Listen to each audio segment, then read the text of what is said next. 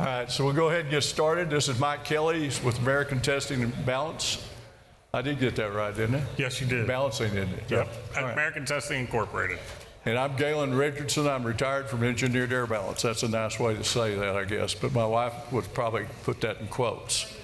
So we're going to talk about leakage in buildings, duct leakage. And the first question I want to ask before we even get into this presentation, you're either testing and balancing, commissioning, designing, or maybe something else. But how do you see leakage testing specified? And holler it out. I just want to know what you're seeing in the field. SMACNA, Duct Leakage Test Manual. SMACNA? Yeah. Okay. Anybody else? You see percentage? Sometimes.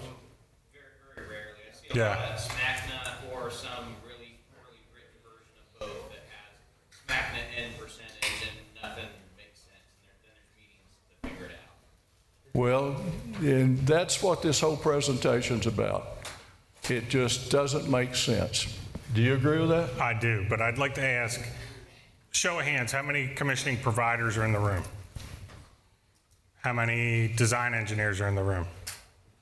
Okay. How many test and balance? Wow. Some do both. All right, and some do both. So from my perspective, looking at most everyone here is commissioning provider, well, the majority, and then we have design engineers sprinkled throughout. So exactly what Galen was saying, we're going to talk about who, what, why you should specify one over the other, or at least specify something. As you were saying, it's a hodgepodge sometime of what to specify. So the $64,000 question is, what's an acceptable leakage rate? Does anybody have any idea how you get that? Depends on how much duct work you're testing, right? That's my common sense answer. Well, that's part of the formula. They didn't get it all. So we're going to go through all that and just, I'm trying to tee you up to see what we're trying to say. And I'll go ahead and say, I want you to do all of what AABC says. So Okay. No problem. All right, so AABC is going to suggest that the engineer put a percentage and let the contractor figure out how to get there. That's the whole premise. Because right now, well, let's go into this, see what we got. Yep. So go ahead with the learning objectives. So we're going to go with the learning objection, how the standards compare. Of course, we just talked about SMACNA versus AABC. Total System Balance 7th edition, which is basically Chapter 5. We're going to get into that in a little bit. You'll see the verbiage on that. Energy standards and codes relative to ASHRAE, California, mechanical code, and then, of course, the responsibilities to which contractor, tab agency, engineer. And today's systems concerns, whether you do entire systems in its entirety or you're doing pieces, we've all done that, where you're doing phase job or you're doing part of, they want to test this duct and then we're going to test the riser and then we're going to test the floors. Consideration for energy losses and cost. And I'll say this out loud. If you take an energy consideration and losses and you start calculating it for California, Florida, Maryland, Texas, you know, the Northwest, you're going to have different calculations. Does everyone agree with that? Right? So it's hard for us to say up here, this is your energy saving, these are your energy losses. It's kind of common sense for anybody doing commissioning or engineering or even testing and balancing to understand the more leakage you're going to have, the more cost you're going to have to operate those systems, right? So consideration for energy loss and cost and how should leakage testing be specified is really the gist, I think, of where we're going today on, like I said, at least specify something rather than nothing. And is one better than the other? It depends on the application, I guess, in our opinion, right? Not my opinion, it's just one, you know that. Okay, so this is a AABC meeting and we've met all the AIA requirements, so that's been said, so we'll keep on going. All right, so there's some test differences. And I can't see that on that little screen. So the first one is AABC, okay? They want to come in and say, all right, guys, what leakage do you really want? what do you consider a tight duct system? What do you consider that your owner wants to see to save the energy that Mike was just talking about? And how can you figure that out? Okay? Well, AABC is going to suggest that you use a percentage. We're asking the engineer to specify whatever percentage he wants. He might want zero leakage. There's a couple of systems right now that has zero leakage. Anybody name that? Well, not pressure decay. Kitchen systems. Your grease duct, that's all welded duct. That's zero leakage. Okay? Some of your vial safety duct work is going to be zero leakage. Okay? But that's about all we got so far. But anytime you got welded duct, you're going to have to pressure test it, and it's going to have to hold a pressure. So, and you might use pressure decay on some of those. Okay? And correct me if I'm wrong here. When AABC started down this road of we're going to specify 1%, 2%, 1.5%, whatever our chart says, there was definitely a number out there that was zero. Because the theory is, if we have water systems or hydronic systems that we don't allow to leak, right? Why should we let air systems leak as well, especially when we're doing the main system duct leakage testing, right? Because then we're going to tie everything into it and we're going to have substantial leakage after that. So I think the first part of the message was we should say zero. And they were like, wait a minute, if we do that, everybody's going to freak out. Let's at least get a 1% or 2%. So it started out that way, as I recall. And it started out back in the 80s. That's how long it's been around. Because the idea was it's a fluid. Why are we letting air leak when we don't let water leak? All right, this is the last barb. I'm going to throw it underfloor. Underfloor usually has class A and class 1 and class 2, both at 5%. That's 10% leakage. Is that wasting the air? That's another question. And there's a lot of other things we'd talk about, but we're not going to talk about underfloor just other than that little barb there. All right, you want to cover SMACNA? Sure. SMACNA is concerned with leakage class per 100 square feet. Does everybody understand SMACNA leakage testing? So if you took a duct, square duct, and opened it up flat, all that surface area of ductwork is what you're calculating surface area compared to 100 square feet of it, and then they give you a leakage factor. That's your leakage class. So they may say 5 CFM per 100 square feet, or 15, or 20. Then you have to do this massive calculation on transitions. You know, it might be 36 by 12, goes down to 24 by 12, to 12 by 12. You got to figure out all those lengths and all that, which is not the hardest thing in the world. It used to be harder. Now they have apps for it. So that establishes the leakage percentage for the system. The total surface area must be known. So we go through a lot of calculations and a lot of tables to find that, and you may end up at 3, 4, 5, 12% leakage by the time you get to the end of that. And now you've done it per SMACNA, but you have kind of a leaky duct. And then leakage rate multiplied by the total surface area will provide the total required leakage for the system. The total leakage divided by the design CFM equals the leakage percentage. I just did something wrong, I'm sorry. Yeah. Does everybody love that? Like, that's a long way to get to, we want it to leak 1%. Like, I can give you 1% of 15,000 right off my head, right? If there's that technique designed to account for the fact if you're testing 300 feet of ductwork, you know, it's going to leak more than if you're testing 10 feet of ductwork, right? So, I would think, yes. That's exactly how those formulas work. Yep. And we're going to show that in a second. There was a method to their madness when they created all this, I'm sure. I don't think I was doing it then. Wait a minute. Maybe Was 85. anybody around when SMACNA issued the 1985 leakage testing guide? Okay. A couple of hands. Somebody, a few that will admit it, you know. I was in the 11th grade. Barely. Barely, yeah. I don't know how to get rid of this little screen that just got up here. Yeah, what happened there? I don't know. See if escape. I don't want to do that. Hit this up here. It didn't do it. No? what's that do? That doesn't do it.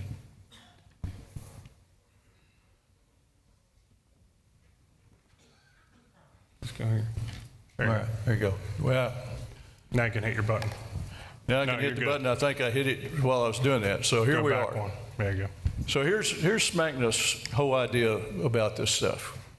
All right, so the formula is really CL is equal to F divided by P over 0.65. Okay? I'll show you that on the curve in just a second. But the leakage rate is F. Okay, so you can rework the formula. CL is the leakage class, which could be all the way up to 30-something. 12, 6, 4. We've seen halves, we've seen ones. We had one job that said 0. A CL can be 0, but still have leakage, okay? So that's the first thing we have to figure out, all right? Then to get the allowable leakage, this is the formula we're going to use. We're going to take the F is equal to surface area divided by 100 times the allowable leakage, okay? All right? So now we come down and what's the percentage? Take the allowable leakage divided by your design CFM, we get a % leakage, okay? That makes sense? So the class of leakage, and SMACNA goes by, 1 second, Don. The class goes by, they'll give you a class rating, and correct me if I'm wrong here, seal all longitude, lateral, seal all slips and drives, Here only it is. seal this. Turn it. I'm sorry. Yeah, there you go. So you got your seal class, what's that, 32, 16, 8, 4, 2, and you can see where one gets tighter and tighter and tighter as you come down on this CFM chart on the left and you go out on the pressure down here at the bottom. So they actually have a thing, a little chart that'll tell you seal class this, seal all joints. Seal class only seal verticals and horizontals. Don't seal the Pittsburgh or the long teams. Oh, but wait. We have another thought process here. Let me go to the other thought process. We'll come back to it. Seal classes just went away. In 2019, 90.1 changed the world on duct testing. ASHRAE. Well, the leakage actually. So they changed all the seal classes to be A. They used to be C and B. One of them you would do the longitudinal seams and one you'll do the transverse joint seams. And now you do all of those. So, but we need to read what that says. Go ahead and read. For the national standards? Yeah. Okay. First, Don, did you have a question?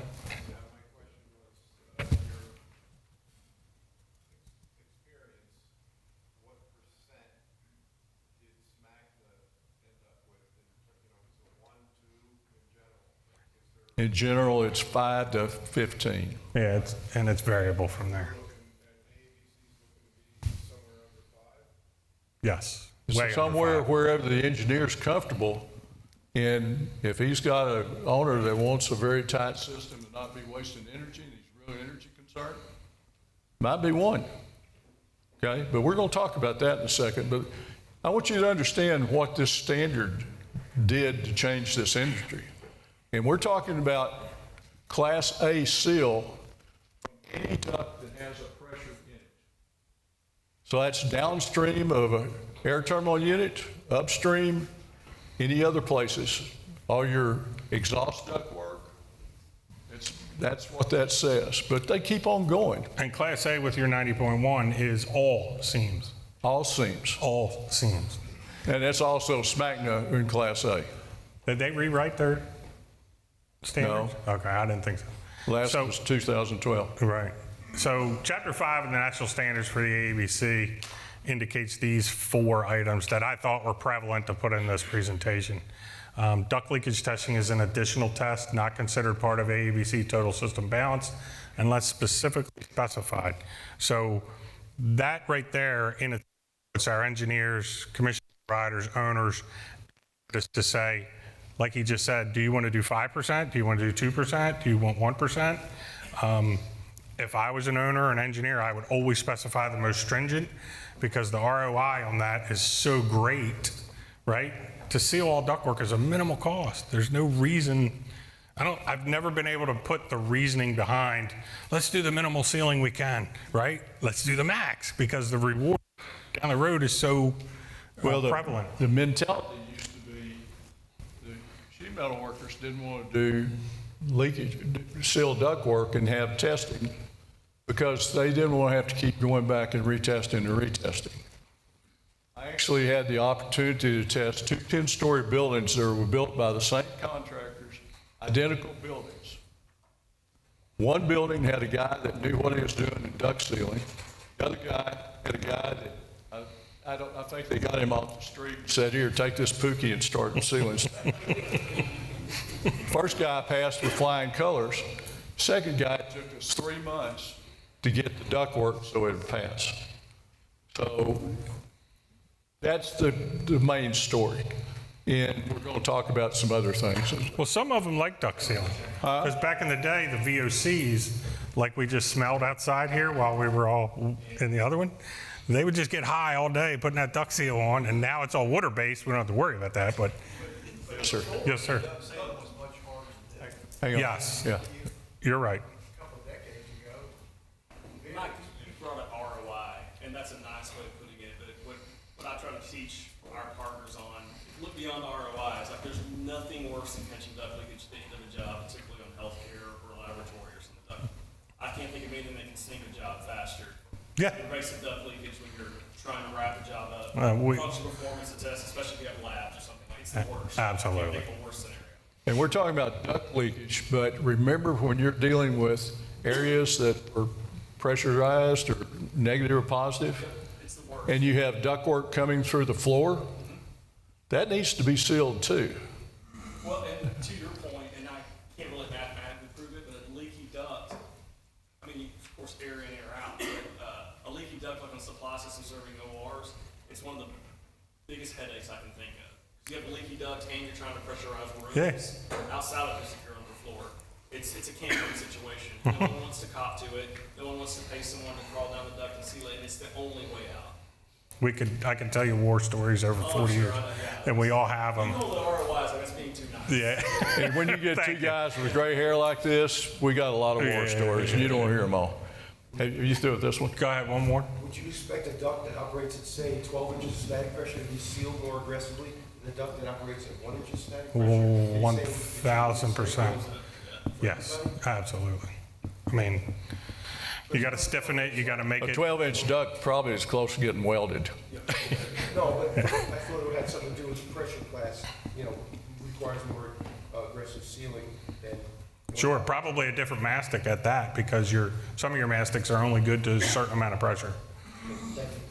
AABC recommends that leakage testing be specified in both the testing and balancing section as well as the duct construction section. That lets those two entities understand one's got to look at the other and the other one's got to look at, instead of it being buried in one section, someone doesn't see it in the testing and balancing section, or the duct guy construction doesn't see it in the testing and balancing. And it lets both entities know, hey, there's going to be duct testing on this project. Since contractors are responsible for the construction and sealing of the duct, it's their responsibility to prepare the system for testing and provide initial testing to assure successful outcome. And the tab agencies shall provide the calibrated instrumentation and be an independent witness to the testing, along with the owner or the owner's rep or commissioning provider, right? How many commissioning providers have witnessed duct leakage testing? Man, that's refreshing. Good deal. There was a lot more hands that were commissioning that was raised earlier, so hopefully we can get them I was convinced. being nice. Okay, I'm just saying How many people have watched a system fail? Oh, yeah. That was more than before.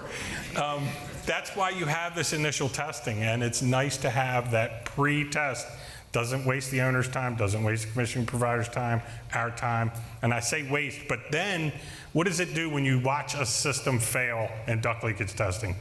Boing, right? We're all at attention now. Oh, what kind of job are they doing? Now we're more at special attention. Gives the contractor the benefit of the doubt to say, let me test this before everyone shows up and we watch us fail. All right, so Let's look at 90.1 real quick. Quit poking the wrong button. All right. 2019 Energy Standard and Guidelines, several codes have adopted this. The question is, how many in this room have actually heard of this and seen this? So we're not speaking to the choir yet. We're saying, guys, this is out there. This is what all new systems should be, all retrofitted systems should be, okay? And then the stuff that's still out there, you're wasting a lot of money, okay? All right, so it says that it's going to seal everything to seal Class A, all right? All right, that means all the joints are sealed. But it goes on and says, we're not going to stop there. We're going to put a bushing on all fan openings, so we're not leaking on that shaft. You mean damper? No, I'm talking about the fan. Oh, okay. It says that in there too. Oh, okay. Then it says that you're going to have some type of seal on all your dampers, and they actually put in spin ends. Okay? Now I'm thinking, wow. Wow. They might even start making spin ends with a little bit stiffer so it doesn't sit there and wobble all day, okay? All right, so that's just a side note. All right, so, but this is out there.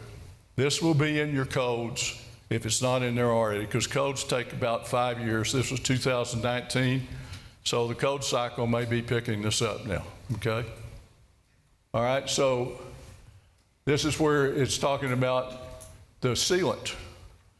They say you can't use tape, but if it's a tape that's using a UL certification 181A or B, that's allowable. That's the type of sealant you should have.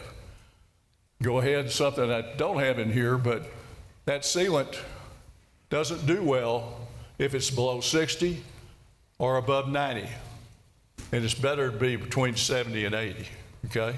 So keep that in mind, because we've had some serious problems where it was turned cold and they were in the process of sealing up everything and it didn't work. All right? So we've had them where they froze and the ductwork moved and all the seams cracked because it had frozen, it's water-based. Then next thing you know, it still leaked. And they were like, but we sealed it. And I'm like, yeah, but it froze while you were doing it. all right, so anything in excess of 3 inches definitely has to be leak tested and sealed, okay? Then they go back through and said, all right, the leakage, they changed the formula up, they had an L. They said it was for leakage. Well, F stands for leakage, so I can understand why ASHRAE did that, but that's why the formula doesn't look like what we've been talking about, okay? Any questions on 90.1? All right, let's go back to the rest of it then. There you go. So, I keep doing that, fat thumb.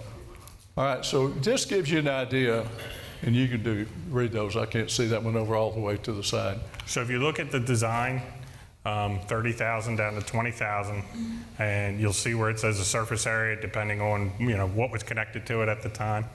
And of course, these are just broad numbers, but then we have leakage class 421, 421. And then you see test pressure 642, 642, 642, and F leakage rate per 100 square feet of duct. Again, that's the per however many square feet of metal is out there. Total allowable leakage, and then we have percentage of leakage that's calculated in all those calculations we did previously. And you'll notice we go from 0.9 all the way up to 12.84% leakage. How many people want their building to leak 13% before anything's tied in? And no one. So before we get past this one, what's the biggest culprit you guys think that we have right now, just thinking about the ductwork you have in your building? The VAV boxes, they're leaking. The Manpower box. air terminal units, we'll call them all air terminal units. They're going to have a problem with their construction, and they're going to have a problem with that heater that's on them. And we've seen different projects where the engineer actually goes through and shows that the insulation is brought over to a certain part on the box, air terminal unit, and it has to be sealed to that point. And then there's a note put on there, do not seal this box to this point, in the same way as it goes out to the system, all right? Hot water coils, you could get a pretty good seal, but some of these electric heaters, it's a little bit more difficult. So that's something that is going to be a problem. Some of the air terminal units in their catalogs show that the air terminal unit itself will leak 20 CFM, okay? So if I got a 20,000 CFM unit and I've got a 1% leakage, I get 200 CFM of leakage.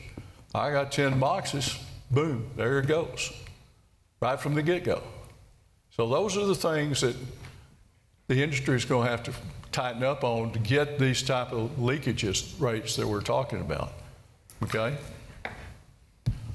Go on down and show me. You went all the way down to the lower one? To the 20,000, 10,000? All right, so these are bigger systems. This is based on 1 CFM per foot. Then you get down to the smaller systems, okay? Well, the seal class is going to go down on the smaller systems. And you can see that we're now going 421, 421, and the last one was 21? 2.2. Okay. But we're still going from 12, 19.7 on that one, and then the lowest one is the 0.25. Okay? So you can get it. But this is the time that the duct's being tested.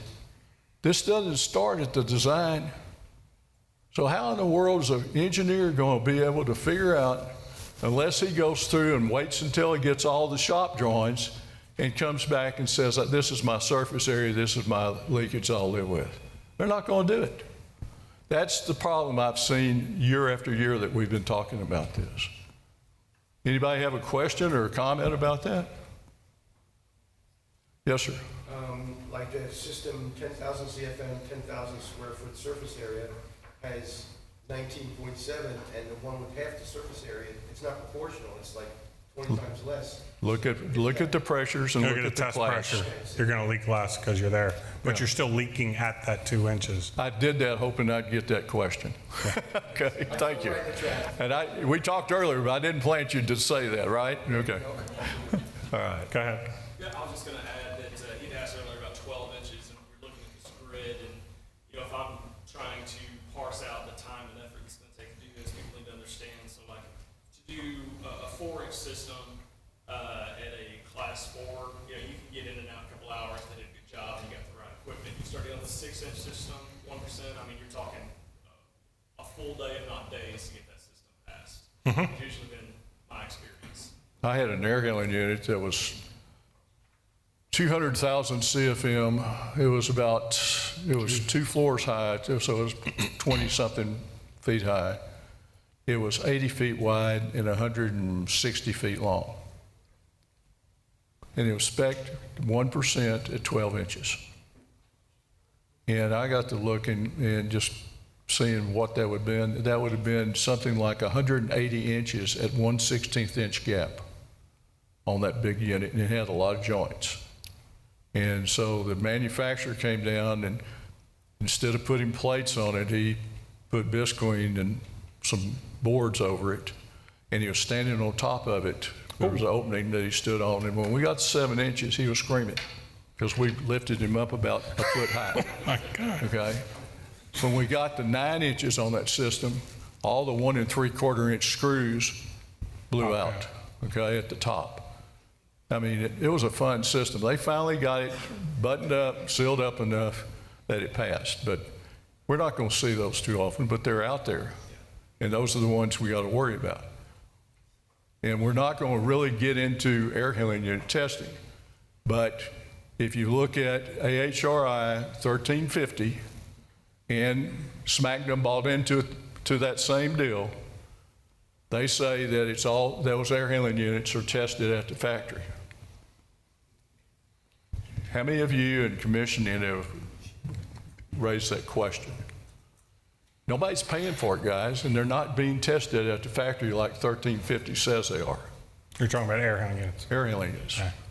So that's something to keep in the back of your mind as you get there. But an air handling unit the size we're just talking about, if that unit was leaking like they're saying they do, which they're giving usually 4 or 6 seal class, or I'm sorry, leakage class, they're going to have a lot of leakage right there at the unit, which will eat up whatever you're trying to save in the ductwork. Okay? Doesn't that testing in the factory just go out the window if the unit's in pieces, like it showed up? Yeah, that's another thing. You know, and we have clients that want us to go to the factory and watch it. And then we say, all right, this is coming out in 10 pieces. It's being on a rail car or a truck, and it's going to be beat to death in the travel. And a lot of those seams they're not there by the time they get them in. And then they also say we also are sending the sealant when they put it back together. Need to retest it, okay? So. Yeah, we've had them where they ran out of the sealant because they used too much in the assembly. So the manufacturer's like, well, what kind of sealant did you use? And we were like, well, I don't know. Whatever the installer did. Oh, that was wrong. You can't use that. And So like, let's see if you're paying attention earlier. What kind of sealant should they have had? UL 181. 181 A or B, okay? All right, Next. so let's look and see what happens here. Now this is recommendation. It's been changed since version 7 of AABC, and this is what I'm putting in version 8. We're in the process of rewriting it right now. Because of the game changer, as the guy says on TV, of seal class A, we ought to be able to get to 1% on these systems, okay? And it's a suggestion, it's not a recommendation. I mean, it's a recommendation, it's not written in stone that thou shalt do that, but it's achievable, okay? We've actually have a sheet metal contractor in Houston that he's building ductwork for a lot of different sheet metal contractors. And they come in, the contractors are coming in with this guy that's making their duct. And we've probably trained about 60 of the sheet metal workers in Houston the past 4 years how to use a DOT or use the orifice and understand what the leakage they're doing. We also told them that you have to take the static pressure within 12 inches where your device connects to the ductwork, but go down at the end of the system and make sure that that pressure's the same. Not saying that people cheat, but people cheat, okay? And we've had people do that, so. So relative to this chart here on our fractional horsepower systems, which is the very top, small exhaust fans, small systems, split system, DX systems, under 2,000. I'll stop right there for a second. We have a 1/2 inch and we have 1 inch minimum test pressures at 1%. So there was a project we did, Danfoss. They had 30 split systems above the ceiling, serve different areas. Why they put these 30 in, I will never know. But we were testing 8, 12, maybe 16 foot of duct, 4-foot sections, put them all together, and the sheet metal guy was just out of his mind. Like, I gotta get to 1%? And I'm like, yeah, it's only 1 inch. Like they're low pressure, fractional horsepower, 2-ton systems. But Danfoss, their theory was, I don't need my 800 CFM 2-ton unit leaking 60 CFM, right? Before you even put the outlets on it, because you're gonna cut all these outlets in, hopefully as crafty as you can with, great integrity. But if you don't, now we have that exponentially with others. We have 30 units leaking at 50 CFM apiece, and they thought we have to pay for that electric and that use that we're never gonna see in the space for the lifespan that we're here. So that's why they went with 1%. And if you think about it in that realm of cost savings, yes, it's very, we're talking about low pressure systems here that could possibly leak. And we think that's not bad, 50 CFM, right? What's that? Well, if you've got 30 systems, that's a lot, or 80 CFM, 10%. So moving on down, we talked about VAV boxes or terminal boxes leaking. Again, 1 inch at 1%, single zone, multi-zone, return ducts and exhaust ducts. Now we get up to the 2 inch chilled beams, 2 inch at 1%. Again, how many chilled beams do you have in a building? Probably more than 10. Right? That's the inlet air duct Right. to a chill beam. There's nothing else to test on it. But think about it, how many of those are in the building? If you're doing chill beams in a building, there's probably more than 10. Maybe 100 more. If you're gonna allow them to leak, don't let them leak more than 1% of your primary air supply. How would you distinguish pressure between all this? I'm sorry? Why would you distinguish the pressure? You came from half an inch to 6 inches. You would throw all this kind of verbiage that belongs to the surface. So you're used to that university you work for a lot and it says 6 inches on everything? Is that what you're saying? Either or. I mean, Okay. you can go. It's up to the engineer to figure out what he wants. Yeah, I know, but what is the fundamental difference? What is the difference between the tube beam and the duct? well, you're not gonna have the operating pressure on a mini split or DX system operating at 6 inches ever, or 3 inches. I don't have 6 inches in the duct either. You may, when you come down, I'm gonna do 6 inches. when you come down to a Phoenix valve system, you may have, Phoenix valve is a 1 inch pressure drop. If you have to do any I HEPA understand. filtering in that system, yeah, you're gonna get close to 6 you inches. could. So be careful with that one. I know EPA and FDA where I've worked. This is like you guys have fun and you pick whatever you want to pick out of the hat. So These are actually coming, Sonny. The pressure testing is actually coming from a number of engineers around Texas that specify that. That's where I got it, so. Yeah, I mean, if you're gonna go with SMACNA, SMACNA's gonna say, we're not gonna test in seal class or leakage class a fractional horsepower system at 4 inches. That's how their system goes. So this kind of follows that same realm of tested at 1 inch, tested at 2 inches, tested at 4, tested at 6. SMACNA has the same thing. Sometimes we test systems at 4 inches that'll never see 4 inches, but the seal class and the rating says you have to test it there. I remember back in the 80s that he was mentioning, too. The idea was not about that. The idea is raising the bar and making the product be as close as possible. Well, a lot of those old dual deck systems, It's simple to the contractors so they all understand the ballpark game. a lot of those dual duct systems we tested, That gets out of the school gets to decide with 3 days experience, what is this system gonna leak? I mean, where are we going? well, we're going with, number one, there's systems out there that will have to be at different pressures. If you have a dual duct system with one fan in it and you're going all the way back to the curve at 7 inches, you better have probably 7.5 or 8 inch ductwork rating, or else you might be blowing it out somewhere. And we've actually had systems that did that, Sonny. So it depends on the system. So the other thing we got to say though is the pressure testing cannot exceed the rating of the ductwork. So that could be part of the consideration.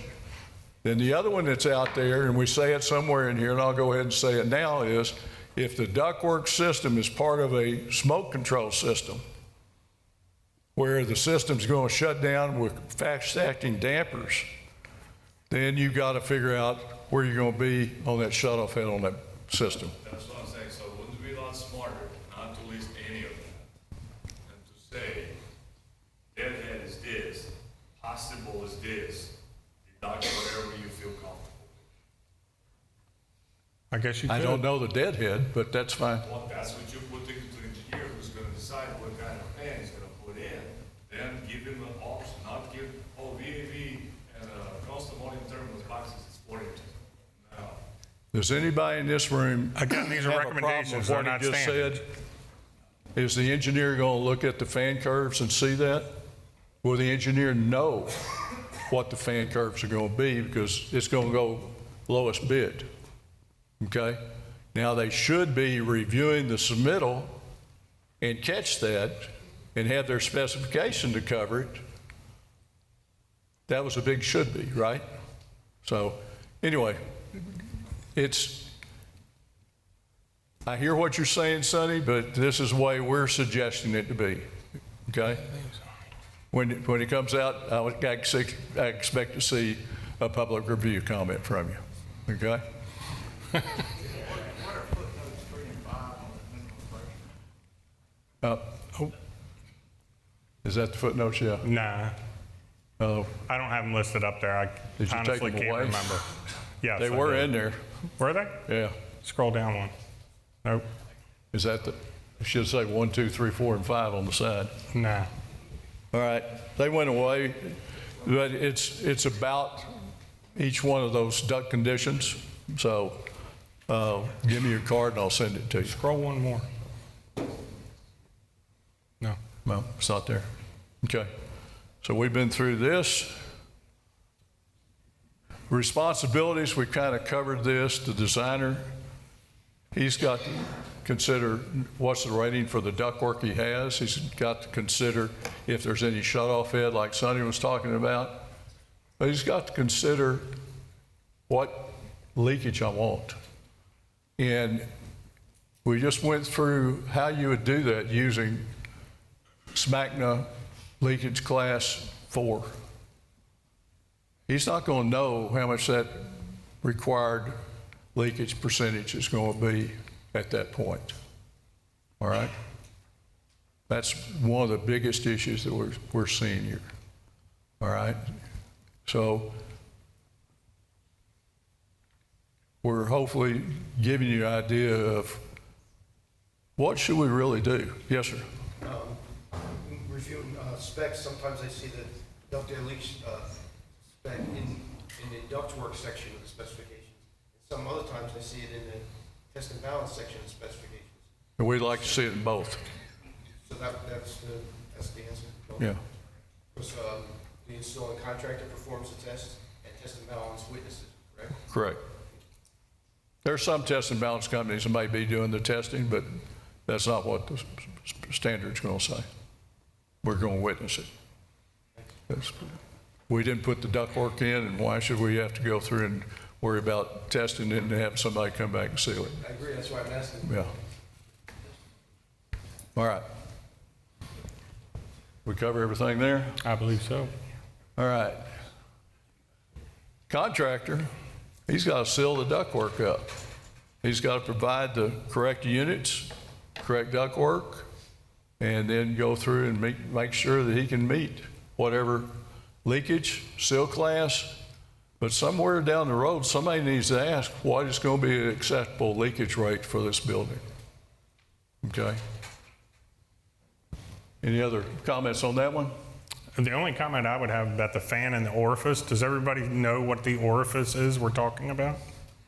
That would be the test orifice for the test tube or the testing apparatus used when doing a duct leakage test. And sometimes there's not a machine or a test orifice large enough to do whatever system you're doing. So it's hard to find those. At one point in time, I used to borrow a 12-inch one when we were doing lassive or air handling unit tests. Sometimes you have to divide it up and say, okay, we can't test the whole system with this apparatus. We need to divide it up and test this section, this section, this section. Or risers. You know, sometimes you can't do a 9-story riser with one piece of equipment. You got to divide it up into 3 sections. So as far as calibration of that test rig, how recently should it have been calibrated, like within a year? United McGill, when they send out a test, and I don't know about the other ones, what's the other one? Oriflow, some of the other ones, they recommend every 3 years. But me personally, if an orifice is an orifice and it's calibrated, as long as it's not dirty, dented, damaged, isn't it calibrated for life? No. Why is that? The damage is the problem. Well, that's what I'm saying. If it stays in a good integrity-driven thing, These are that thrown in orifice stays. It These are doesn't. thrown in the back of a pickup and banging around a lot. So, I'm going to get damaged. You throw me in the back of a pickup, I'm not going to stay good. But, and of course, age. But as an orifice ages, especially in air, now it can deteriorate if you had dust, debris, and it's wearing down that 3-inch orifice or 4, whatever it may be. But as far as I know, We have specs the that answer to your say, question is usually 3 years. we have specs to say 3 or 2, So, 2 years. It did not work in El Paso. and You had a question? If, I know some of the systems will, if you can't meet pressure, do a calculation. I think pressure takes one. If you can't get to 6 inches, you can only use 4.5. You hit a button, it'll give you an estimate. I calculated, yes. All right, do you know how to do that yourself? CFM 1 over CFM 2 is equal to static pressure 1 over static pressure to the square root. Square root. That'll get that answer. What I was getting at with that though is, would you, if you're witnessing that being done, would you recommend them to seal it off and do it 2 separate tests? Or would you go with that? No, I would recommend that they get out there, seal it, and make it work. There you go. If they're supposed to, by what the contractor responsibility, he's supposed to have a fan that will test the sections to 110% of the airflow of the fan. Well, I was just going off that supplement there that says the contractor shall divide the duct system into sections for testing. Yeah, absolutely. If you don't have the apparatus or you can't get there, divide it into sections and test it out that way. So if, once again, now I you need probably to know wouldn't. how much leakage you would have to get-go and what your fan's capable of before you can ever come up with that. So the sheet metal contractor, by the time he's starting to test it, should have all those figures using SMACNA. Or if the engineer said something less than SMACNA, then he's just got to get serious about his sealing. Okay. And we already discussed pre-test, so that makes everybody happy when we'd have a pre-test that fails and we're not standing there watching a loser. Witness the system leakage test and air handling and deflection by the TAB agency. Verify that the tests are completed in accordance with design documents. Sign the leakage test report indicating a test was witnessed, and provide any date comments, including the ductwork passed, failed, the test criteria. We spelled that wrong, but when we do witnessing and we're out there, Galen made a point here earlier, not saying anyone lies, but going to the end of the system and making sure, walking the system when you're doing duct leakage testing. We don't say noise in testing and balancing, we say audible awareness, because whenever we say noise, everybody wants to go to some noise criteria and say, what's the NC? So we say audible awareness. So when you walk through a system and you know the test pressure's there, and you get out and you hear things, how annoying is that when you walk into an office area and you're like, this has been duct leakage tested, but I hear a noise, and that little annoying It's usually a shrill, high-pitched and it's sound. usually in the CEO's office or the, the office administrator's office to the CEO. And you're like, great, this looks terrible, but also walk through the system, make sure that you have airflow everywhere. Go to the end of the system or the top or the bottom, the opposite of where you're testing, and find that the static pressure is the same there as you had back at your test station. It's a simple option, and it clears up a lot of things, because will tell you, I have seen accidents happen, especially in today's world when we're wrapping ductwork with the blue stuff or the saran wrap or whatever you want to call it. Whoops, forgot to take that out. Okay, well now we're going to take it out. So we've covered a couple of these already. The first one is the terminal units. They need to have a rating that will meet SEAL Class A, but they also need to meet whatever the ductwork's tested at. So if they are using SMACNA, if the system would be designed under CL 0.5, they would have to do that. Now, I've talked to some of the air terminal unit manufacturers, and they say that for an extra, they can give you a low leakage box. Okay? Should a series fan powered or a parallel fan powered air terminal unit have a casing leakage?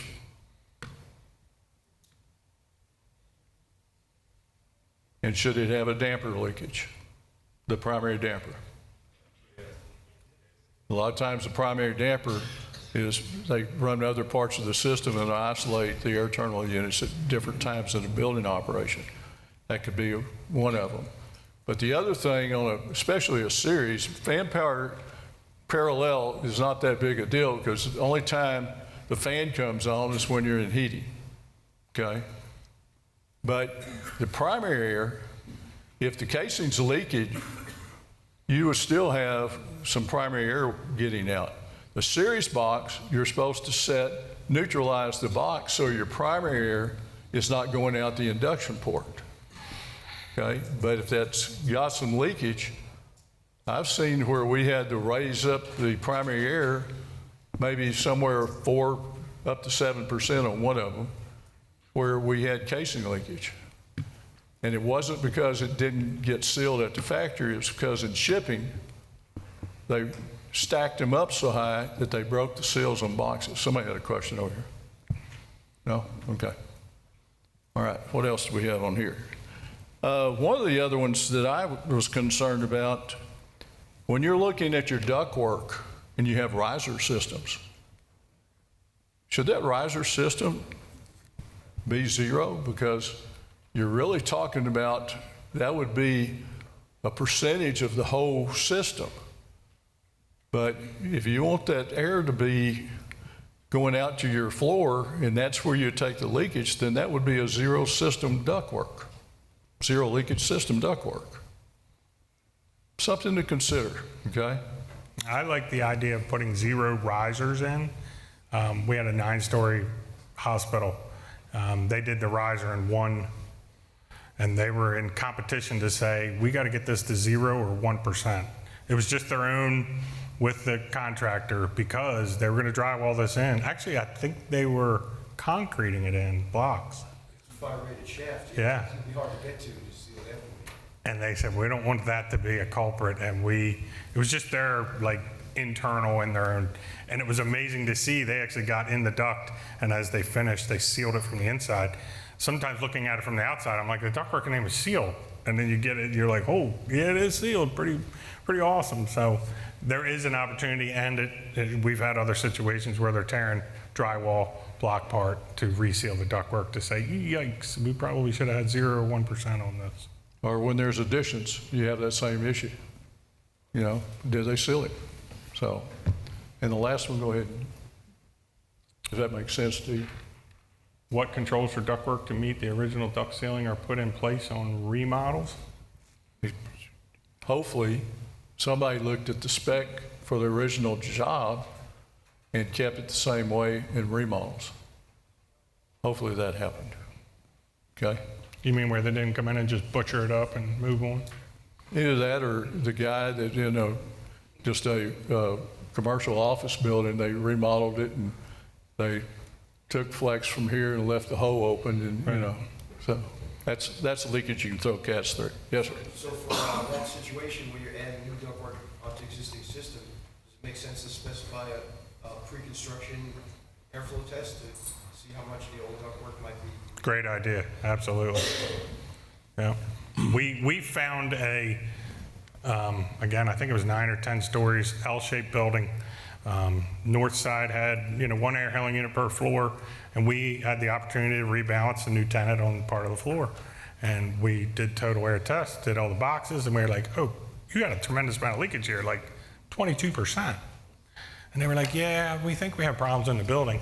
They had a compressor sitting, it was water-cooled compressors, self-contained units on every floor, the old bone units, I don't know if anybody remembers them. They had a compressor sitting at the loading dock. Why is there a compressor down there? Oh, because we replace a compressor every month somewhere in the building. The return air temperature was less than the space temperature on most floors because they were leaking that much air above the ceiling. And the compressors were starting and stopping and starting and stopping and starting. It was like 30,000 start and stops in like a month on one floor of an air handling unit. And you were like, oh my gosh. We went through and duct sealed the entire building on the weekends. And we got it down to where we replaced 1 compressor every year, simply by duct sealing. So one thing that I want to mention also is, generally speaking, everybody's using flow hoods to measure airflow. Okay, hopefully they got a good correction factor. Hopefully when they took a correction factor, they made sure the duct was sealed. One of the biggest culprits of not making sure that duct is sealed is when you have a rectangle connection with a boot that's rectangle and they zip screw it in, you put the hood over, and all of a sudden that correction factor changes because the airflow is coming out the side. okay? You gotta be careful with that. That's happened 2 or 3 times. But the other one is when you get a duct system that's been tested, and they proved it was, say, 5% leakage, and you get a test and balance guy calling the contractor and saying, I see your system's leaking 20%. Guess what he didn't do? He didn't get correction factors for his flow measurement most of the time. So I've had that happen to me many times over my career. So, and it's been a career of 50 years, so it can be easily many times. So, all right, so I think that's it. Well, the question now comes down to, have we got anybody that wants to stick with SMACNA? Raise your hand. Okay. Yes. Have we got anybody that wants to go with percentage leakage for AABC? Raise your hand. Yes. All right. And the rest of you are all undecided, right? Okay, I understand that. This is something that. Or too shy to say, yeah, I'm going to go with this. But again, I think our presentation's about specify something, right? That would be my philosophy to express to everyone. Specify something, recommend something, whether it's SMACNA, whether it's AABC, but just know if you're going to specify percent leakage, you're going to end up with a better product down the road, period. Everybody agree with that? Okay, then I guess we succeeded today on something. Yes, sir. And I guess you agreed that you could understand a Texan and a guy from Baltimore. Yeah, I'm sorry if it was all blurry today, but that's how I speak. Yes, sir. When I see in the bidding process, when I see a 1% specified, I always try to call the contractor who I think I'm going to partner with and say, do you know what it means to have 1% leakage in your duct? And oftentimes that will help. They'll do it better in the shop. Sometimes I don't know, take a look at what they're doing.